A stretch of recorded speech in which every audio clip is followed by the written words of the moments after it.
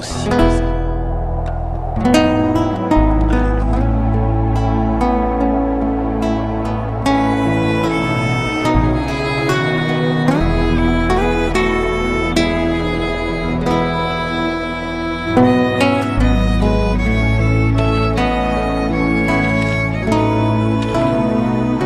C'est encore possible de vivre la gloire passée, de reprendre force, évitant la main cachée.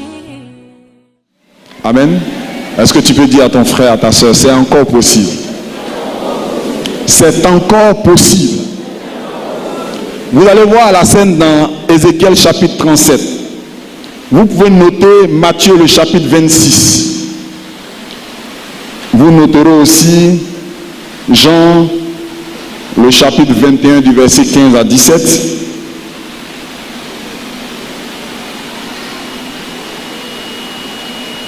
Je reprends Ézéchiel 37, verset 1 au verset 10. Jean chapitre 21, verset 15 à 17. Matthieu chapitre 26, à partir du verset 31, nous allons lire quelques portions. La main de l'Éternel fut sur moi, et l'Éternel me transporta en esprit et me déposa dans le lieu d'une vallée, dans le milieu d'une vallée remplie d'ossements. Il me fit passer auprès d'eux tout autour, et voici, ils étaient fort nombreux à la surface de la vallée, et ils étaient complètement secs. Il me dit, fils de l'homme, ces eaux pourront-ils revivre? Je répondis, Seigneur éternel, tu le sais. Il me dit, prophétise sur ces eaux et dis-leur, ossements desséchés, écoutez la parole de l'Éternel. Ainsi parle le Seigneur, l'Éternel à ses eaux. Voici, je vais faire entrer en vous un esprit et vous vivrez. Je vous donnerai des nerfs. Je ferai croître sur vous de la chair. Je vous couvrirai de peau. Je mettrai en vous un esprit et vous vivrez.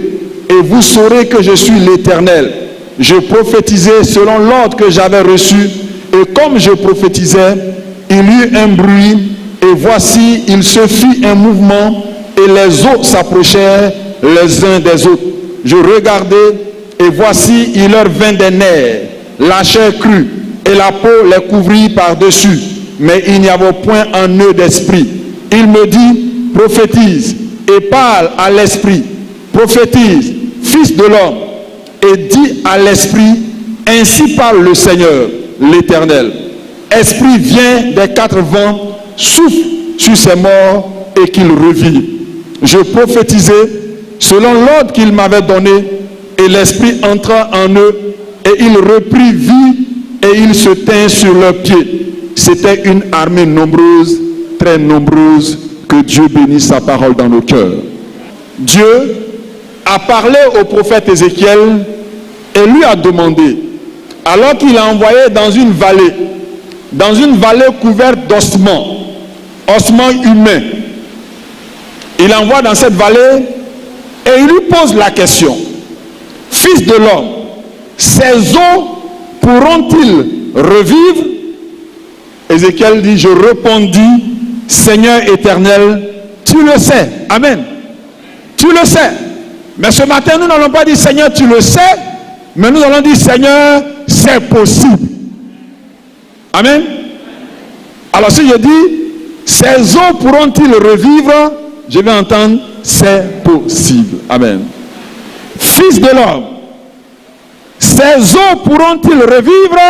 C'est possible. Amen. Et c'est possible. Parce que cela a été possible dans Ézéchiel 37. Cela a été possible dans Jean 21. Cela a été possible dans Matthieu. Et il y a encore plusieurs témoignages sur la question. En cette fin d'année,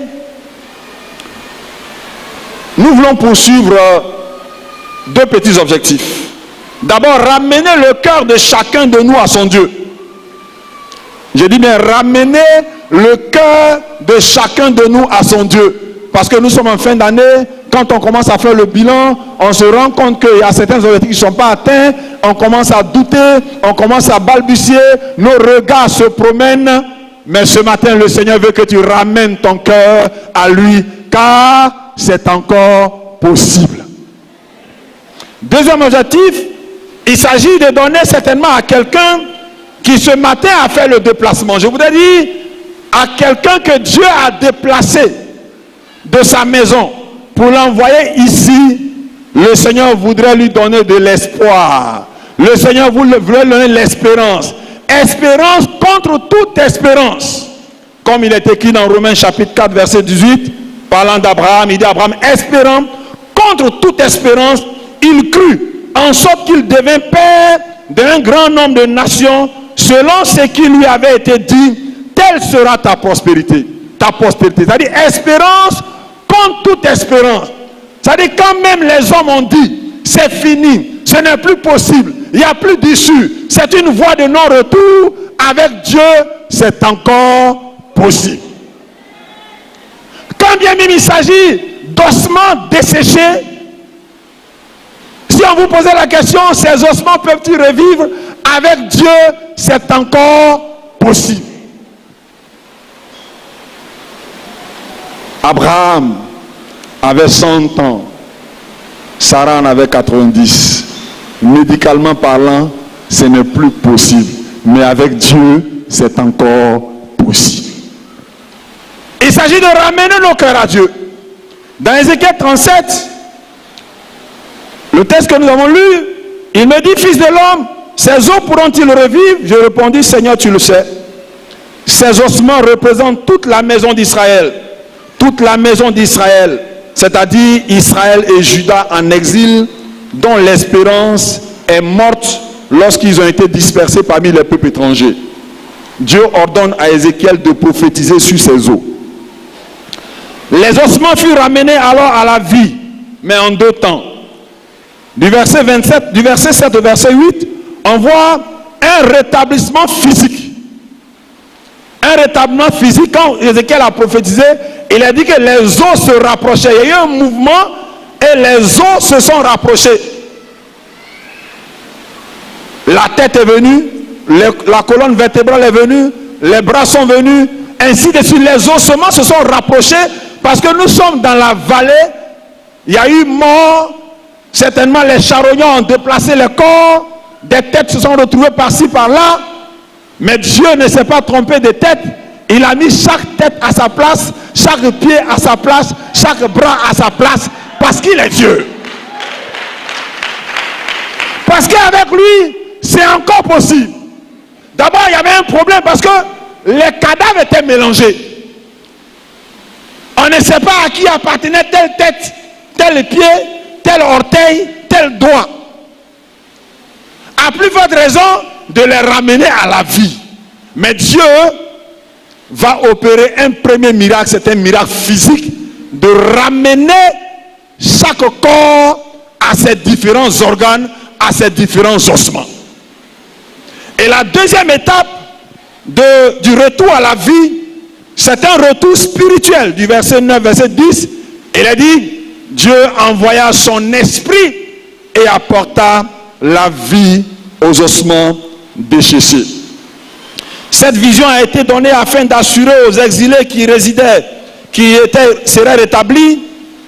Cette vision a été donnée afin d'assurer aux exilés qu'ils seraient établis par la puissance de Dieu et qu'ils deviendraient une nouvelle fois une communauté vivante habitant sur la terre promise. Amen. Pour rappel, sachez que Israël a été déporté en exil parce qu'ils ont fait des choses qui n'ont pas plu à Dieu. Alors ils ont été déportés pour être sanctionnés. Ils se sont retrouvés pendant près de 70 ans en exil, dispersés parmi les nations. Ils n'étaient plus un peuple. Mais cette prophétie vient pour dire à Israël, Dieu va te restaurer, Dieu va te repositionner, va te ramener pour que tu deviennes une communauté vivante. C'était donc une prophétie qui était adressée à un peuple. Le temps qui devait s'écouler entre ces deux étapes ne fut pas précisé au prophète. Le Le retour d'Israël à la vie nous rappelle la création de l'homme rapportée dans Genèse chapitre 2. Adam a été d'abord conçu en tant que chair. Dieu prend la terre, il fabrique Adam. Et la Bible dit que Dieu souffla dans ses narines un souffle de vie et l'homme devint une âme vivante. Nous nous retrouvons donc dans l'atmosphère de la création, comme il est dit dans Genèse chapitre 1 verset 2. Les ténèbres étaient au-dessus de la terre, mais l'Esprit de Dieu se mouvait au-dessus des eaux. Et c'est à la suite de ce principe que Dieu va commencer la création. Alléluia. Dieu va commencer la création, la restauration, d'amener à l'existence ce qui n'existait pas. Nous sommes au centre des opérations du Saint-Esprit. Nous avons besoin de la présence de l'Esprit de Dieu pour que la parole de Dieu soit réalité dans la vie de chacun de nous. Amen. C'est pour cela, ouvre ton cœur. Le Saint-Esprit ne vient pas habiter les chaises. Le Saint-Esprit ne vient pas habiter les bouquets de fleurs. Le Saint-Esprit ne vient pas utiliser la caméra. Le Saint-Esprit ne vient pas utiliser la table. Mais c'est ton cœur. Le Saint-Esprit ne vient pas sillonner seulement dans les rangées. Mais le Saint-Esprit veut des cœurs ouverts pour qu'il puisse opérer ce qu'il a opéré. Car c'est dans les cœurs et dans les corps que le Saint-Esprit veut opérer. C'est pour cela qu'il est venu. Pour opérer en l'homme, opérer dans l'église. Mais il faut que des cœurs soient ouverts. Alors ouvre ton cœur ce matin pour que ce qui a séché en toi, ce qui est mort, retrouve la vie par la puissance du Saint-Esprit. De même, Israël sera d'abord restauré physiquement avant que Dieu lui donne le souffle de vie. La vision des ossements qui reprennent vie s'accomplira au moment du rétablissement, non seulement physiquement mais spirituellement. Quand on regarde l'histoire du peuple d'Israël, on voit qu'Israël a connu des chutes, Israël a connu des abandons, Israël a connu des sorties de route. Mais Dieu, pour rétablir Israël spirituellement, va d'abord le rétablir physiquement. On le voit déjà dans Esdras, quand Dieu demande au peuple de Dieu, par la bouche de Cyrus, il dit, qui est-il de son peuple qu'il retourne à Jérusalem pour lui bâtir sa maison?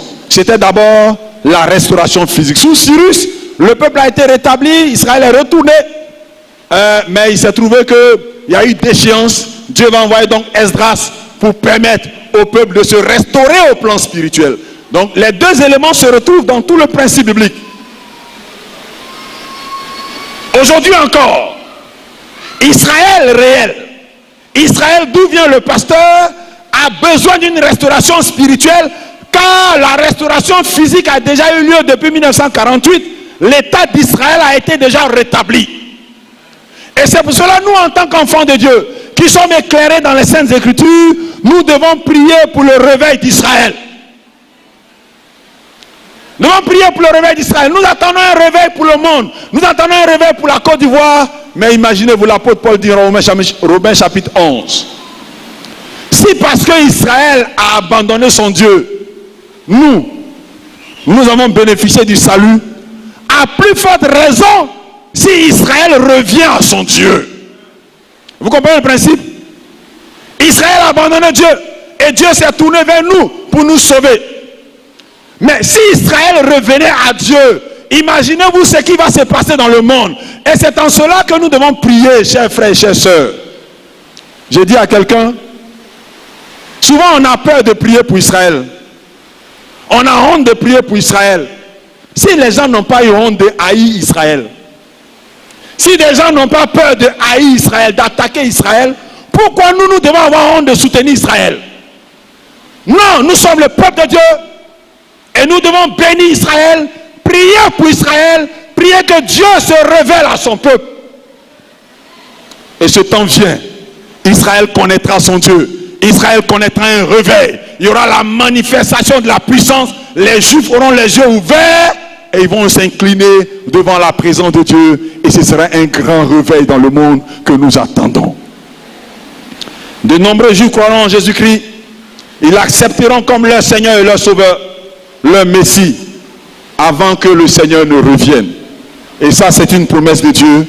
Il faut s'y attendre. C'est pour cela, n'ayons pas honte, n'ayons pas peur. Prions pour Israël. Intercédons pour Israël. Parce que les gens font des colloques dans le monde contre Israël. Ils n'ont pas honte. Les caméras sont sur eux. Ils sont contre Israël. Mais nous aussi, nous devons pouvoir dire, nous sommes pour Israël. Nous ne sommes pas pour Israël politique, mais nous sommes pour Israël, le peuple de Dieu. Vous savez, on peut tomber au combat parce que l'ennemi est plus fort que nous.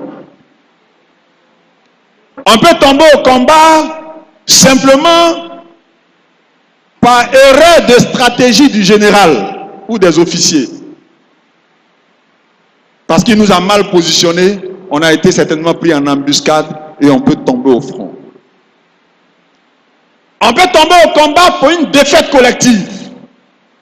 Et on a plusieurs exemples dans l'écriture. On peut tomber au combat parce que parmi nous, il y a des infiltrés, des traîtres qui composent avec l'ennemi et qui livrent nos stratégies de guerre.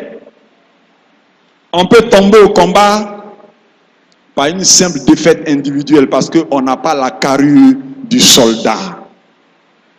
On ne sait pas manipuler l'arme qu'on nous a donnée. On n'a pas écouté les instructions et on s'est positionné là où on ne devait pas être. On a pris le coup. On peut tomber au combat parce qu'on est un traître, un fuyard. Parce que quand vous lisez dans Éphésiens chapitre 6 parlant du combat spirituel, les armes qui ont été données pour le combat spirituel, il n'y a pas d'armes pour le dos. Toutes les armes, ce sont des armes de devant. Ça veut dire celui qui tourne le dos, il sera battu. Et en tant qu'enfant de Dieu, nous sommes en guerre. Depuis le jour où tu as décidé de marcher avec Jésus, tu as déclaré la guerre à Satan. Tu n'as pas le droit de tourner le dos. Si tu tournes le dos, il va t'abattre. Tu dois lui tenir face. Tu dois lui faire front. Parce que Dieu t'a donné les armes du front. Mais si tu n'utilises pas les armes du front et que tu tournes le dos, attends-toi d'être abattu. Les fuyards qui ont donné le dos. Ces ossements, c'est aussi l'état spirituel d'un frère, d'une sœur, d'une église, lié par un péché qui est dans les corps, dominé par une situation qui n'arrive pas à se libérer. Ces ossements, c'est peut-être quelqu'un qui est vaincu par l'impudicité, par la masturbation, par l'homosexualité, par la pornographie, par l'adultère, par l'inceste, par le vol, par la sorcellerie. Et si Dieu permet ce matin que tu sois là et que tu entendes ce message, c'est parce que c'est encore possible que tu changes. C'est encore possible que tu t'en sortes. Certainement, hier même avant de venir, tu as commis l'adultère, tu as commis l'impudicité. Le vendredi, avant de quitter le bureau, tu as même pris de l'argent dans les caisses que tu as à gérer. Et tu le fais constamment. Tu pleures au-dedans de toi. Qui me fera voir le bonheur? Tu sais que c'est mauvais. Tu veux t'en sortir, mais tu n'arrives pas à t'en sortir. Tu te dis, certainement, nous sommes en 2017, je n'ai pas pu remporter la victoire, c'est que ce n'est plus possible. C'est fini pour moi.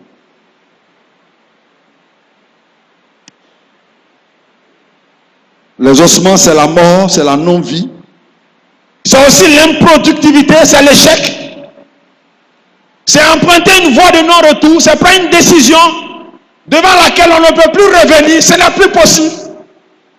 Tu t'es marié, tu t'es rendu compte que tu n'es plus dans la volonté de Dieu, ça ne va pas dans le foyer. Et tu te dis, il n'y a plus de possibilité, c'est fini pour moi, je suis foutu, je suis maudit. Mais le Seigneur te dit ce matin, c'est encore possible.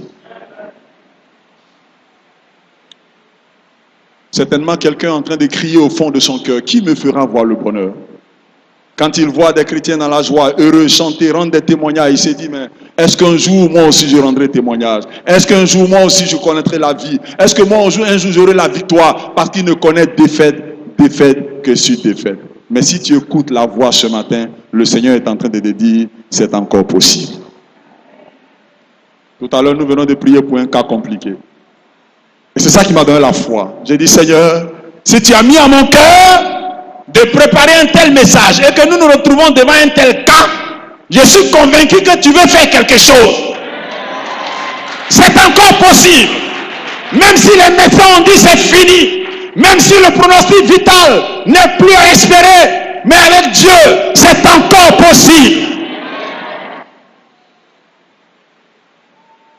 N'est-ce pas celui qui a fait voir Bartimée? N'est-ce pas lui qui a fait marcher le paralytique de 38 ans? C'est lui, il n'a pas changé. Avant de rendre des témoins bibliques, je vais vous rendre 2 témoignages. Le premier témoin me l'a raconté, le second, je l'ai vécu. C'est l'histoire d'un homme de Dieu, un missionnaire, l'un des premiers missionnaires en Haute-Volta, du nom de Taylor. Il est allé en mission en Haute-Volta, conduit par Dieu. En Haute-Volta, il a perdu sa femme. Il a connu des épreuves. Il a implanté des églises, certes, mais il a connu des épreuves de telle sorte qu'il est rentré aux États-Unis abandonnant la foi. Il est devenu un clochard. L'homme de Dieu est devenu un clochard. Mais il détenait encore des papiers de l'église de la Haute-Volta. Et les gens priaient pour retrouver ces papiers. Et puis des années plus tard, au cours d'une évangélisation dans une ville des États-Unis, le prédicateur lance l'appel et puis il voit un barbu, clochard, un vieux qui s'approche. Il vient se donner au Seigneur. Le pasteur reçoit les gens individuellement et puis il reçoit le monsieur qui rentre dans son bureau, demande son nom, il dit son nom. Et le Saint-Esprit interpelle l'homme de Dieu pour dire, c'est celui que vous cherchez. Il dit, mais ce n'est pas vous le missionnaire Taylor? Il dit, oui, c'est moi. Le jeune pasteur a attrapé sa tête. Mais qu'est-ce qui a pu arriver? Qu'est-ce qui a pu arriver pour qu'un homme de Dieu qui est allé en mission, prêcher la parole, des vies sont sauvées?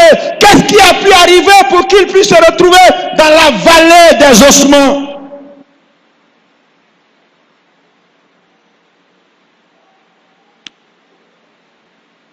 Dieu s'est souvenu de son serviteur.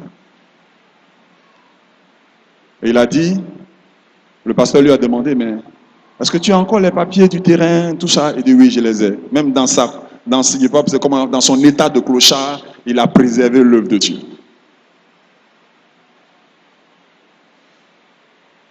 Il a donné sa vie au Seigneur. Il a redonné sa vie au Seigneur.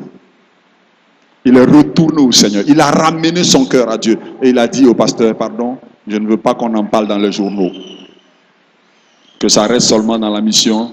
Lui, il a cherché les documents. Et c'est comme ça que Dieu a réhabilité l'homme de Dieu. Alléluia. Oui, celui qui le voyait, qui l'a vu hier, Satan qui l'a vu prêcher, chasser les démons, et qui le voit dans cette vallée des ossements, il dit, ce monsieur est foutu, c'est terminé pour lui, il n'ira pas au ciel. Mais Dieu, dans sa grâce, s'est souvenu de lui et l'a arraché. Parce qu'avec Dieu, c'est encore possible. J'ai encore l'esprit tout fraîchement, ce jeune homme, j'ai prêché un message similaire à l'église de Yopougonga, et puis, comme à Yopougonga, les messages sont sur Internet, il m'a appelé depuis l'Inde. Ils ont donné mon numéro, il m'a appelé depuis l'Inde, et puis après, c'est un Ivoirien, il est revenu au pays, il avait des situations difficiles, tout ça, il vivait une situation, il n'arrivait pas à s'en sortir. Il fait tout, ça ne marche pas. Je l'ai exhorté, je l'ai encouragé, quand on s'est vu après, on s'est encouragé, mais après je l'ai perdu de vue. Et puis un jour, il m'appelle. Il était au bord de la mer. Il dit, pasteur, je suis au plateau, je suis au bord de la lagune, ça suffit comme ça, je suis fatigué, je vais me donner la mort.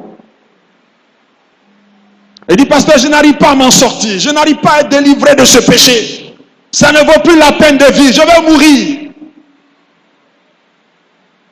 Je dis, frère, tu es au plateau, ne t'éloigne pas du plateau, je te donne une adresse. Tu retournes voir, il y a un homme de Dieu là-bas qui va te recevoir.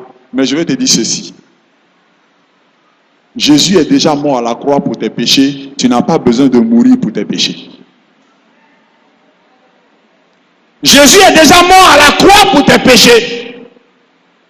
Toi, tu ne ne dois plus mourir pour tes péchés. Si le Seigneur te garde encore en vie, c'est parce qu'il est capable de te guérir, il est capable de t'en sortir. Ce n'est pas tard, c'est encore possible. Reste en vie. Mais je bénis le Seigneur que depuis un certain temps, je reçois sur mon téléphone des SMS. C'est ce frère qui envoie des messages d'encouragement. Il utilise les versets bibliques. Je me suis rendu compte que Dieu a fait quelque chose dans sa vie.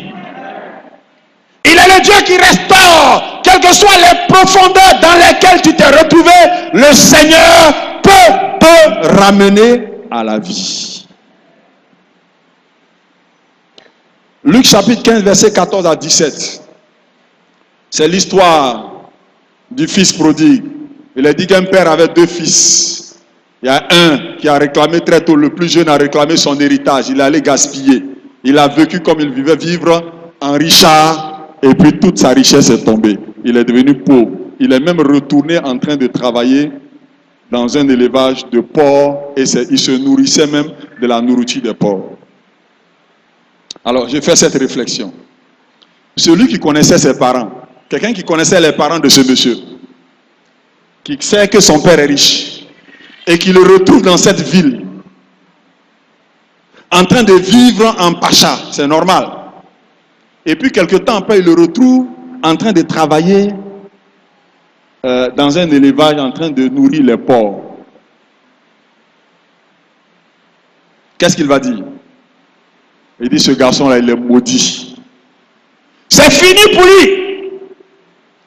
Il a dilapidé son héritage, il est maudit, on ne peut plus rien faire pour lui. Quelqu'un qui a des parents riches, qui a bénéficié de l'héritage et qui après est tombé dans ce stade, quelqu'un dirait, on ne peut plus rien faire pour lui. Si on vous posait la question, si vous voyez ce jeune homme-là, dans cette porcherie, ce jeune homme peut-il revivre? Ce jeune homme peut-il retrouver ses parents? Ce jeune homme peut-il être positionné? Vous allez dire non. Mais après ce message, je crois que chacun peut dire, c'est encore possible. Alléluia. Et ça a été possible. Quand il est rentré en lui-même et qu'il est retourné chez ses parents, son père l'a réhabilité, l'a repositionné, il a fait laver, il a habillé et il a tué le veau gras. C'est encore possible. Dans Matthieu chapitre 26, c'est l'histoire de Pierre. Nous n'allons pas lire tout le texte. Matthieu chapitre 26, à partir du verset 30. Après avoir chanté les cantiques, il se rendit à la montagne des Oliviers. Alors Jésus leur dit, je serai pour vous toute cette nuit une occasion de chute, car il est écrit, je frapperai le berger et les brebis du troupeau seront dispersées. Mais après que je serai ressuscité, je vous précéderai en Galilée. Pierre, prenant la parole, lui dit, quand tu serais pour tous une occasion de chute, tu ne le seras jamais pour moi. Verset 34, Jésus lui dit, je te le dis en vérité, cette nuit même, avant que le coq chante, tu me renieras 3 fois. Pierre lui répondit, quand il me faudrait mourir avec toi, je ne te renierai pas. Et tous les disciples disent la même chose. Verset 70. Après verset 69, cependant, Pierre était assis dehors dans la cour. Une servante s'approcha de lui et lui dit, toi aussi, tu étais avec Jésus le Galiléen. Mais il le nia devant tous, disant, je ne sais pas ce que tu veux dire. Ça fait une fois. Verset 71. Comme il se dirigeait vers la porte, une autre servante le vit et dit à ceux qui se trouvaient à côté, se trouvaient là, celui-ci était aussi avec Jésus de Nazareth. Il le nia de nouveau avec serment. Je ne connais pas cet homme. Ça fait 2 fois. 3e fois, peu après, ceux qui étaient là s'étant approchés dirent à Pierre, certainement tu es aussi de ces gens-là, car ton langage te fait reconnaître. Alors il se mit à faire des imprécations et à jurer, je ne connais pas cet homme. Aussitôt le coq chanta. Et Pierre se souvint de la parole que Jésus avait dite. Et avant que le coq chante, tu me réuniras 3 fois. Et étant sorti, il pleura amèrement. Voilà une histoire qui s'est passée. Jésus dit à Pierre, je serai pour vous une occasion de chute, une occasion de tourment. Pierre dit, même si tout le monde t'abandonne, moi je ne t'abandonnerai pas. Il était sincère. Vous le croyez, non? Pierre était sincère, il était vrai. Parce qu'il aimait Jésus. Il savait qui est Jésus. Il sait les miracles que Jésus a fait avec lui. Pierre savait. Mais quand la situation est arrivée, Jésus lui avait déjà dit, Pierre, je te connais. Avant que le coq ne chante, tu vas me renier 3 fois. Et effectivement, Pierre a renié Jésus 3 fois. Quand il a renié Jésus la 3e fois, quand on regarde le film, il a dit, leurs 2 yeux, leurs 4 yeux se sont croisés. Pierre s'est rendu compte que ce que Jésus a dit s'est accompli. Il s'est mis à pleurer amèrement. Mais Jésus était déjà à la croix. Amen. Suivez la scène. Jésus était déjà à la croix. Jésus était déjà à la croix. Il est parti pour mourir. Et il est mort. Pierre n'a jamais eu l'occasion de s'excuser devant le Seigneur. Pierre n'a jamais eu l'occasion de s'expliquer, de commenter la scène. Personne ne savait. C'est Pierre et Jésus. Les jours se sont passés. Jésus a été arrêté, il est mort. Mais Pierre avait la conscience chargée. Il savait qu'il y avait un problème entre lui et Jésus. Imaginez-vous, vous trahissez votre meilleur ami et il meurt. Vous trahissez votre meilleur ami et il meurt. Si au moins s'il était encore vivant ou malade, vous pourriez avoir l'occasion d'aller parler avec lui. Mais vous n'avez plus cette occasion. Il est mort, on va l'enterrer. Et on l'a déjà enterré. Pierre reste vivant, mais à l'intérieur de lui, il était mort. Il avait l'apparence d'être vivant, mais il était mort. Parce que je ne vois pas quel autre péché qui est au-dessus de ce péché.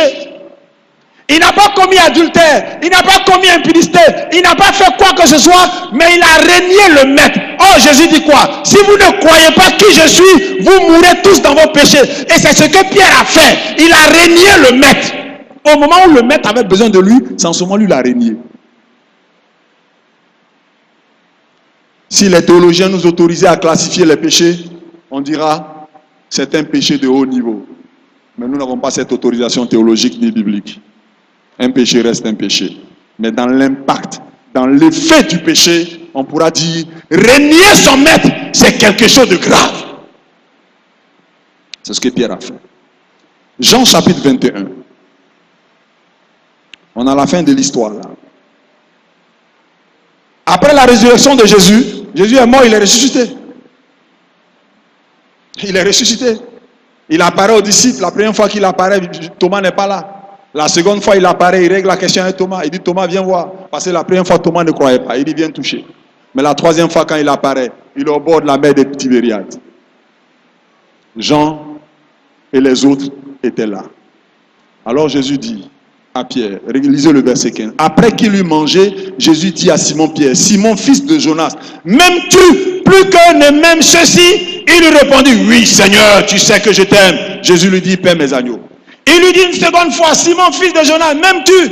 Pierre lui répondit, oui Seigneur, tu sais que je t'aime. Jésus lui dit, paie mes brebis. Il lui dit pour la troisième fois, Simon, fils de Jonas, m'aimes-tu? Pierre fut attristé de ce qu'il avait dit pour la troisième fois, m'aimes-tu? Et il lui répondit, Seigneur, tu sais toutes choses, tu sais que je t'aime. Jésus lui dit, paie mes brebis. Voyez-vous, Jésus ressuscite, il apparaît à ses disciples, il leur donne à manger, et après avoir mangé, il s'adresse directement à Pierre, parce que Pierre avait un problème avec lui.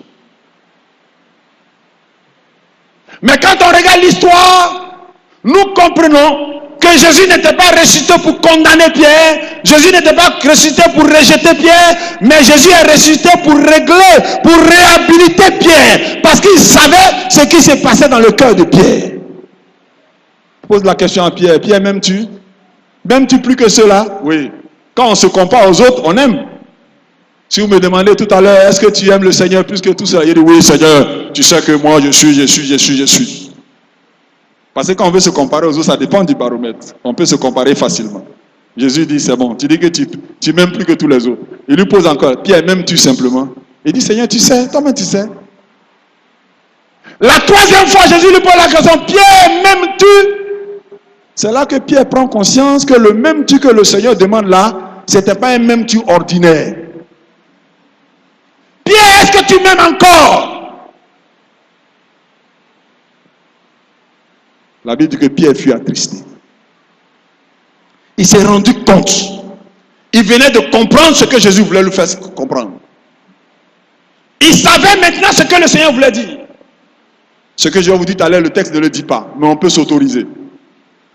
Pierre dit, Seigneur, tu sais que je t'aime. Même si je t'ai renié 3 fois, Seigneur, tu sais au fond de mon cœur que je t'aime. C'est à cause de la peur que je n'ai pas reconnu ton nom. Même si, pendant que je marchais avec toi, j'ai été charnel, j'ai utilisé mon épée pour couper l'oreille de Malchus, Seigneur, tu sais que je t'aime.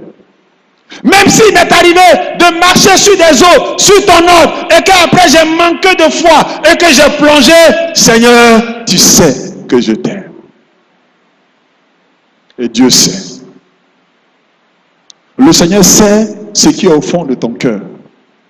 Et si le Seigneur a permis que ce matin tu sois ici en train d'écouter cette parole, c'est parce que le Seigneur a vu cette petite flamme que tu as pour lui dans son cœur.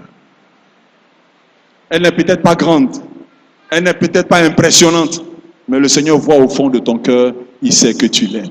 Et parce que tu l'aimes, il est venu te dire que lui aussi il t'aime et qu'il est prêt à te réhabiliter. Il veut que tu reviennes. Et il n'a pas dit à Pierre, je te condamne, je te rejette, je te rétrograde, mais il dit à Pierre, paie mes agneaux, paie mes brebis, paie mon troupeau, continue l'œuvre de Dieu. Quand on compare ces 2 textes avec Ézéchiel 37, on se rend compte que Dieu ne nous réhabilite pas pour augmenter, pour agrandir l'église. Dieu ne nous réhabilite pas pour un gain quelconque, mais Dieu nous réhabilite parce qu'il y a une œuvre à accomplir. Dieu fait de nous des ouvriers, une armée solide pour le servir.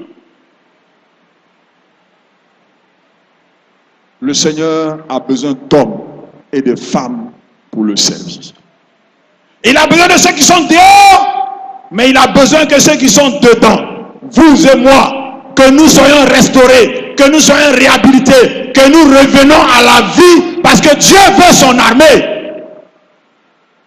Le Seigneur veut son armée.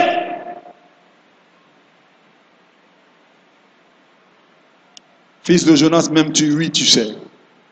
Paie mes agneaux, fais mon œuvre. La première leçon que nous tirons, c'est que le Seigneur donne la vie. Alléluia. Le Seigneur donne la vie. Amen. Jean chapitre 11, verset 25, Jésus lui dit, je suis la résurrection et la vie. Celui qui croit en moi vivra quand même il sera mort. Alléluia. Je suis la résurrection et la vie. Celui qui croit en moi vivra quand même il sera mort. Je ne connais pas ton état spirituel.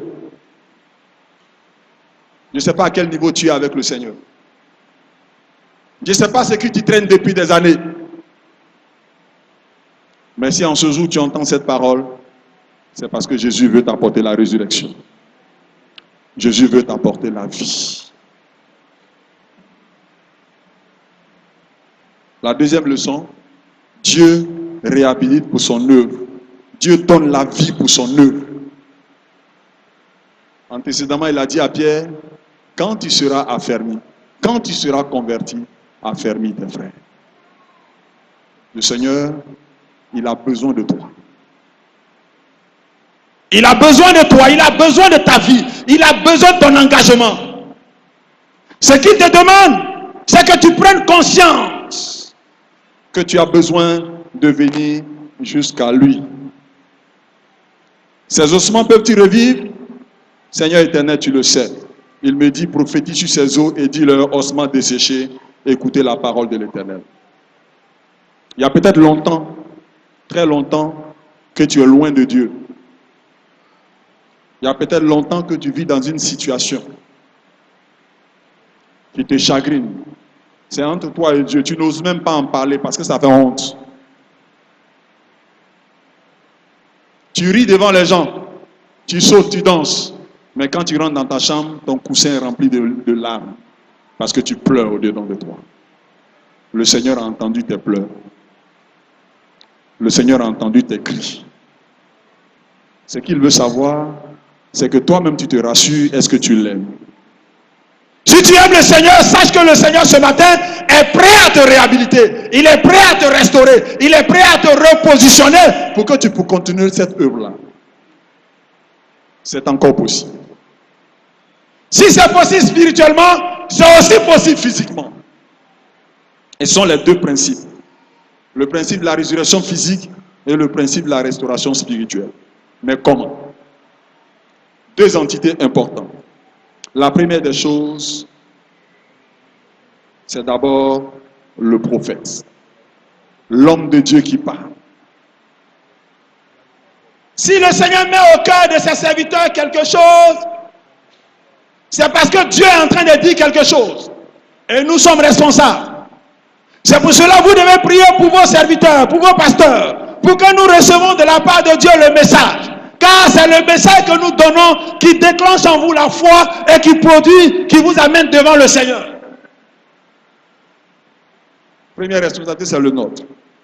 La deuxième responsabilité, c'est la responsabilité de Dieu. La responsabilité de Dieu, c'est que c'est Dieu qui prend la décision. Vous n'avez pas demandé ce message, n'est-ce pas? Est-ce que vous avez demandé ce message?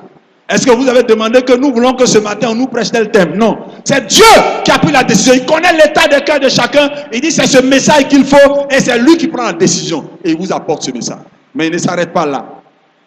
Il attend que vous assumez votre première responsabilité et lui va rentrer en scène à la dernière minute en envoyant son esprit pour revitaliser. Ce qui nous amène à la responsabilité de vous qui écoutez la parole de Dieu. Quand on remarque l'attitude du fils prodigue et l'attitude de Pierre, l'attitude du fils prodigue, il a dit, il est rentré en lui-même. Il est rentré en lui-même. Il a réfléchi, il a regardé, il a vu son état. Et il a pris une décision. Il dit, je préfère retourner vers mon père qu'il me considère comme son serviteur. Ce n'est pas caché. Il ne s'est pas suicidé. Il n'a pas quitté. Il y a plusieurs frères et sœurs vivant dans les péchés, n'arrivant pas à s'en sortir. Il s'est dit, moi je ne veux pas être un bon chrétien. Il dit, je préfère être païen en même temps. Il quitte l'église. Non. Ce n'est pas la solution. Parce que si tu quittes l'église, tu vas aller en enfer. Voilà les conditions que le Seigneur attend de toi. Que tu reviennes à lui. Viens au Seigneur. Ne t'éloigne pas. Jusque-là, tu t'es caché, tu t'es camouflé, mais le temps est venu. Le Seigneur ne veut pas que tu rentres en 2018 dans la défaite. Le Seigneur ne veut pas que tu rentres en 2018 dans la défaite. Il veut que tu rentres en 2018 dans la victoire. C'est encore possible. C'est possible que tu sois réhabilité. C'est possible que tu retrouves ta vie de prière. C'est possible que tu trouves ta sanctification. C'est possible que tu retrouves ton foyer. C'est possible que tu te retrouves. C'est encore possible. C'est possible. C'est pour ça que le Seigneur te demande simplement de revenir à lui. Si les ossements desséchés ont été ramenés à la vie, toi aussi tu peux revenir à la vie. Je voudrais inviter ici le groupe musical. Nous allons prier. Je voudrais que vous nous proposiez un cocktail d'adoration. Pendant ce temps, chacun réfléchit. Chacun rentre en lui-même. Je me lis totalement. Chacun rentre en lui-même. Réfléchis à ta situation. Oh Dieu. Réfléchis à ta position. Je me lis totalement. Réfléchis à ce que tu es. M'utiliser. Je me lis totalement. Gloire à Jésus. Oh Dieu. Je me livre totalement. Tu peux. Oui, je me livre totalement. Je me livre.